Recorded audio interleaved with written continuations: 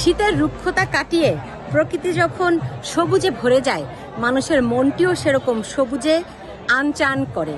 এই গ্রীষ্মের উষ্ণতাকে মানুষ প্রতিটি মুহূর্ত উপভোগ করতে চায় এবং গ্রীষ্মটা যে কতখানি কাঙ্ক্ষিত, এই উষ্ণতা যে কতখানি কাঙ্ক্ষিত তা নিউ ইয়র্কের মানুষ প্রতিনিয়ত খুব ভালোভাবেই অনুভব করে। যে কারণে নিউ ইয়র্কে গ্রীষ্ম আসলেই মানুষ বেরিয়ে পড়ে ঘরের বাইরে। আর এই আনন্দকে শুধুমাত্র তারা একাই যে উপভোগ করে তা নয়, পরিবার পরিজন তো বটেই, প্রতিবেশী পুরো কমিউনিটিকে সঙ্গে নিয়ে তারা এই আনন্দকে ভাগাভাগি করে নেয়। এবং সেজন্য প্রতি বছরই নিউ ইয়র্কে যখন গ্রীষ্ম আসে তখন দেখা যায় প্রতিটি পার্কে বাঙালিরা মিলিত হয় এক ধরনের মিলন মেলায়, তারা উৎসবে মেতে ওঠে পিকনিক বা বনভোজনে।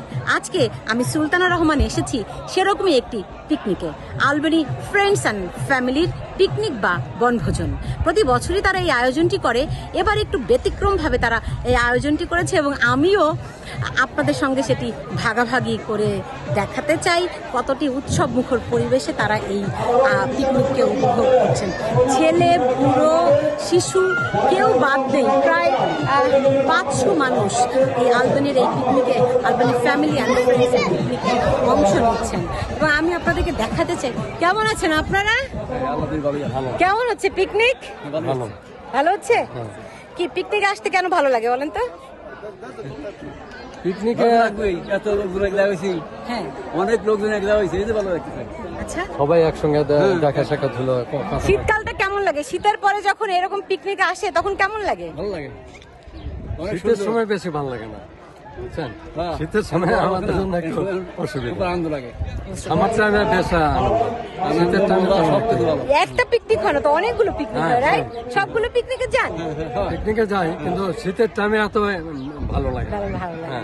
সামার টাইমটাই বেশ ভালো এবং আনন্দ ফুর্তি করা যায়, রাইট?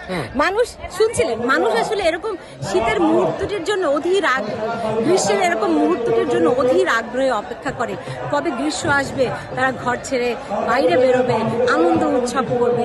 সুতরাং সেরকমই একটা আয়োজন আজকে এখানে আলবেনি ফ্রেন্ডস অ্যান্ড ফ্যামিলি আয়োজন করেছে পিকনিক বা বনভোজনের। আমি আপনাদেরকে আরো দেখাচ্ছি কতভাবে আনন্দ উৎসব হচ্ছে এখানে।